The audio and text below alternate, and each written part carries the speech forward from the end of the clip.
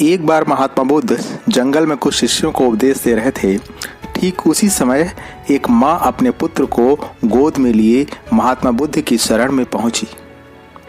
भगवान, ये मेरा इकलौता आंखों का तारा है और मेरे बुढ़ापे की आखिरी उम्मीद है। जरा देखिए न इसे क्या हुआ। यह न हिलता है न डुलता है, इसकी सांसें भी नहीं चल रही हैं।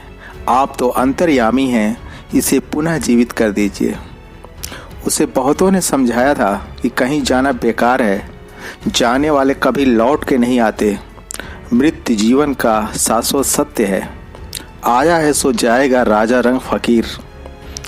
पर उस पगली को तो अपने पुत्र को जीवित देखना था, किसी भी कीमत पर।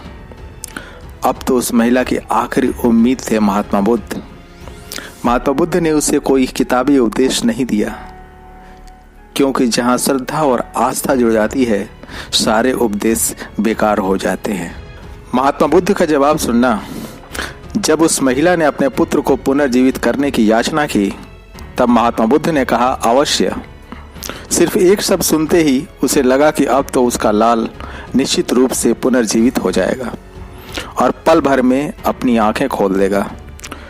बस इसे पुनर्जीवित करने के लिए मुझे 2 मुट्ठी चूल्हे की राख की जरूरत पड़ेगी। क्या तुम ला सकती हो? हाँ हाँ, क्यों नहीं। पर ज्ञात रहे कि यह राख उस घर के चूल्हे की होनी चाहिए जिसके घर अब तक कोई मरा न हो। मैं अभी लाई महात्मा जी। वो भागी भागी गांव में गई। बहन, मुझे बस आपके घर के चूल्हे की 2 मुट्ठी राख चाहिए। क्यों नहीं, अभी देती हूँ।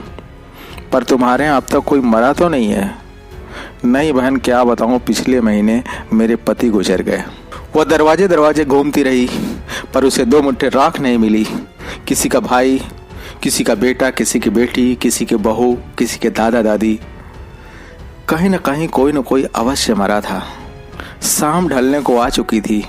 वह थकी हारी लौटी और महात्मा बुद्ध के चरणों में गिर पड़ी, क्योंकि उसे अब तक का सबसे बड़ा ज्ञान मिल चुका था, जिसे महात्मा बुद्ध ने शब्दों में नहीं बताया, बल्कि उसे अपने बुद्धि और विवेक से जांचने और परखने का मौका दिया। इसलिए अब वह अभी से ही जीवन में घटने वाली घटनाओं को यदि हम अपनी बुद्धि और विवेक से परखें, तो किसी भी दुखद व विषम परिस्थिति के बावजूद भी मुस्कुराने की वजह तलाश कर सकते हैं।